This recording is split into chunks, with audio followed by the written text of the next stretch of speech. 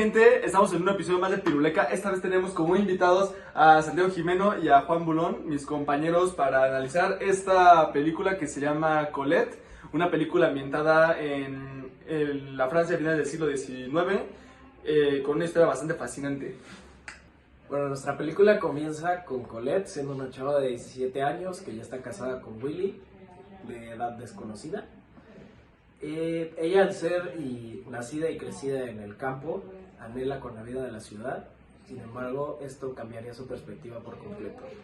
Después de unos meses ya casados, el esposo Willy, siendo un escritor famoso que no vende lo suficiente para tener una vida basada en la escritura, toma la iniciativa Colette para tomar todas sus anécdotas de la vida que ha tenido hasta el momento y traspasarlas a papel, creando un personaje de Claudine. Después de esto se la escribe a su esposo, el cual le gusta tanto que la hace pública y la publica a su propio nombre, transformándolo en un escritor famoso, y gracias a esto toda la trama se basa en drama, romance y desamor. Esta película y la vida de Colette se sitúan a finales del siglo XIX en Europa. En esta época, París y Londres eran las ciudades más importantes de todo el mundo y se buscaba un cambio y este periodo sirve como transición entre la era industrial y la contemporánea completamente, y se buscaba un cambio completo en los estilos arquitectónicos que buscaban ya abandonar estilos tan ornamentales como el neoclásico y empiezan a crearse nuevos estilos de vanguardia, los cuales en Europa eran vistos con malos ojos. También las personas en esta época tenían una idea de la moral muy alta en comparación con la actualidad o con otras épocas, y esto pues impactó significativamente tanto la vida de Colette como de la de muchos escritores y artistas de Europa de finales del siglo XIX. Bueno, para el contexto arquitectónico, como ya había mencionado mi compañero Ricardo antes, esto era un cambio entre lo industrial a lo contemporáneo. Entonces, llevando a cabo, los materiales de construcción cambian, ya no se usa tanto la piedra y el ladrillo, ya veamos el metal como material principal en las construcciones, como ven en la obra principal que se menciona al principio de la película, la Torre Eiffel, una estructura completamente de metal, que ya hoy en día se cambió completamente el uso, que el uso antes era un icono de la ciudad que era muy controversial para los que vivían en París, pero ya hoy en día se ha vuelto un lugar turístico con restaurantes y con pistas y con elevadores que llegan hasta la parte de arriba. Pero llevando más a cabo, la arquitectura de la ciudad era muy contemporánea, con calles de adoquines, y usualmente en las plantas bajas de los apartamentos suelen ser comercios que tenían fachadas de madera. Al igual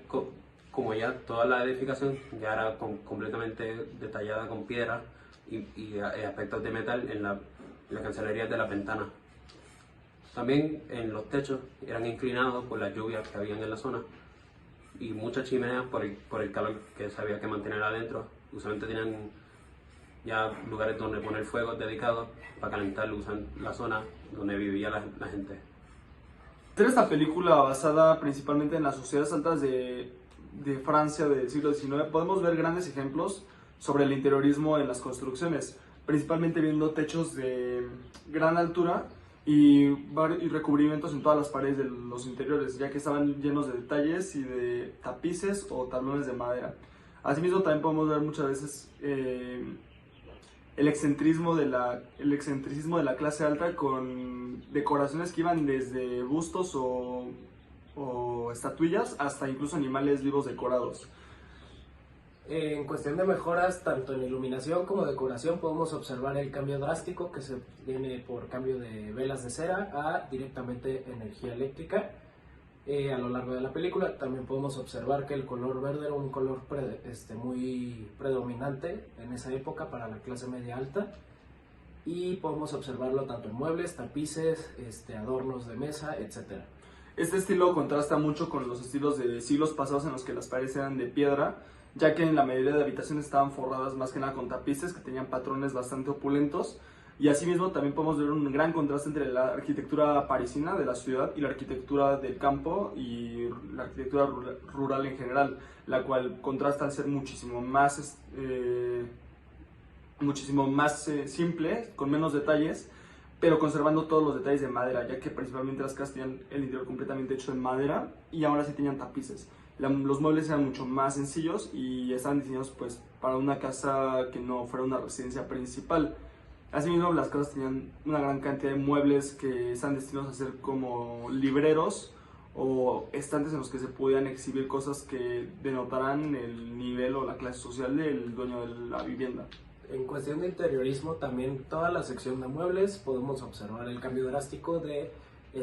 llamativo o voluminoso a funcional. Estos siguen siendo bastante llamativos, sin embargo ya no tienen las decoraciones, por decirlo, en el marco del respaldo del sillón, tan como predominantes sobre todo el diseño general. Bueno, pues para concluir, lo personal quisiera decir que todos los cambios de tiempo, por decirlo así, o saltos de tiempo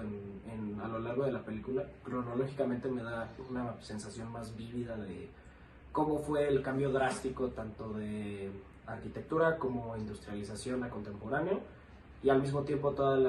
los avances tecnológicos de la época, como podría ser la electricidad, cambio de carreta arrastrada por caballo a un vehículo motorizado, la modificación de bicicletas, de diseño, etc.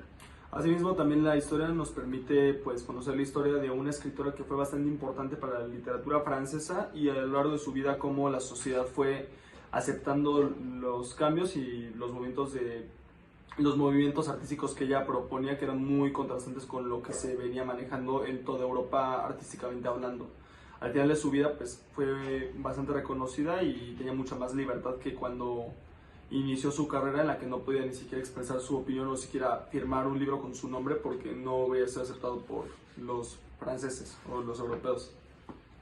Al igual podemos ver arquitectónicamente cómo evoluciona completamente todo,